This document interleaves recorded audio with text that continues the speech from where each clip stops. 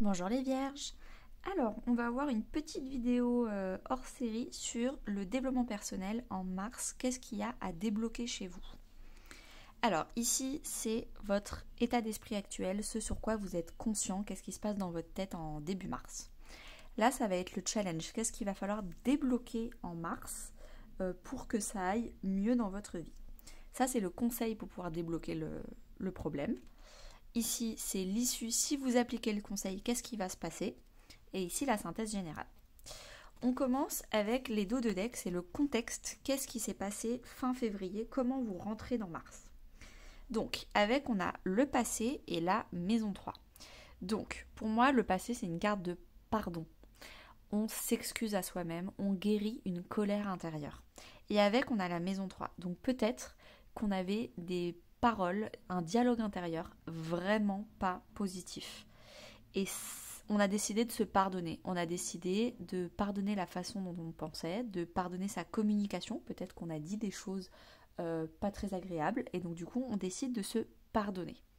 Et vous arrivez en mars avec ce pardon et en décidant de devenir une meilleure personne. Et pour devenir une meilleure personne, il faut accepter ce qui s'est passé dans le passé pour essayer de ne pas le reproduire. Et à chaque jour, on a 1% de mieux, 1% d'amélioration. Début mars, dans votre tête, il y a pas mal de choses sur la réputation. Alors, vous avez la maison 10 et la carte du karma familial. La maison 10, c'est une carte de carrière, de réputation, d'ambition. C'est généralement la carte de comment la société nous voit. Donc déjà, vous pouvez aller voir dans votre thème natal quel est le signe que vous avez en maison 10. Par exemple, moi, c'est le signe du cancer. Peut-être qu'en allant voir des vidéos sur le signe que vous avez en maison 10, ça va vous donner plus d'informations sur cette maison. Là, en plus, c'est couplé au karma familial. La maison 10, c'est aussi la carte de la mère. Donc, potentiellement, vous êtes en train de régler un karma que vous avez avec votre maman. Ça peut aussi être le fait que vous voulez votre réputation, vous voulez avoir une place dans la société en fonction de ce que la famille va penser de vous. Votre famille pense que il faut surtout pas être banquier, il faut vraiment que être médecin. Et il n'y a que les médecins qui sont respectables dans la vie. Et ça a conditionné toute votre vie.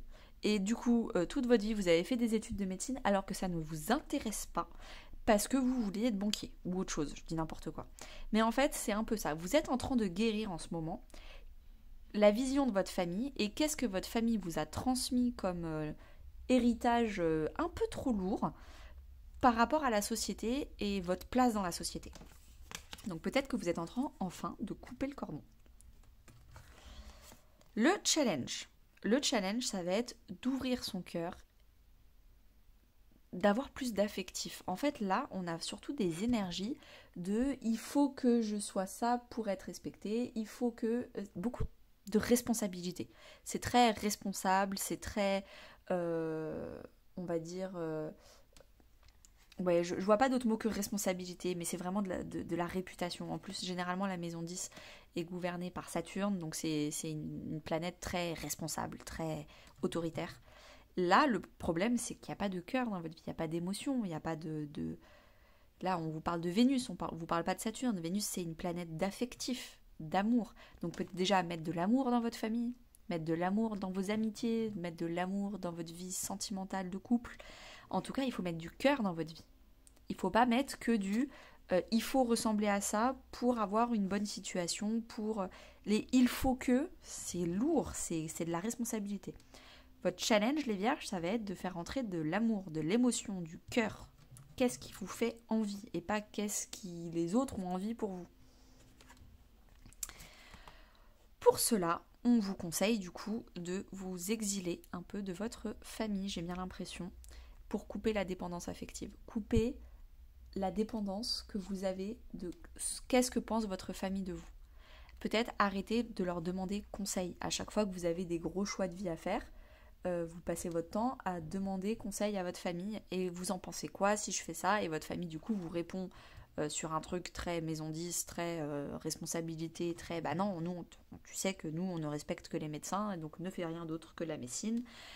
Il va falloir couper ça, il va falloir s'exiler et vraiment redevenir indépendant, redevenir libre et se sortir de la dépendance affective de votre famille. Alors, je dis famille, en plus la maison 10 c'est la mère, donc il y a peut-être ce sujet-là.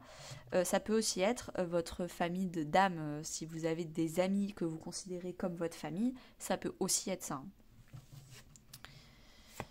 Alors, si vous arrivez à vous exiler un peu, à passer un peu moins de temps avec ces gens-là, et passer un peu plus de temps avec vous-même, et avec qu'est-ce qui vous fait plaisir, avec le cœur, l'amour, les émotions, du coup déjà vous allez vous sortir d'une habitude de vie nocive qui était que vous étiez enchaîné à l'avis de vos semblables, de votre famille.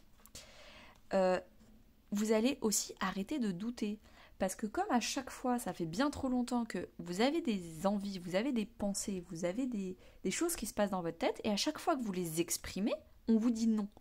Et donc du coup, au fur et à mesure des années, vous avez commencé à développer une grosse compétence de doute. Hein. Là, je pense qu'on peut le dire, parce que vous êtes un peu devenu schizophrène entre ce que je veux, ce que mon cœur il veut, mais ma tête, elle me dit que ma famille de toute façon ne sera pas d'accord, et bah du coup, je sais plus, je suis perdue.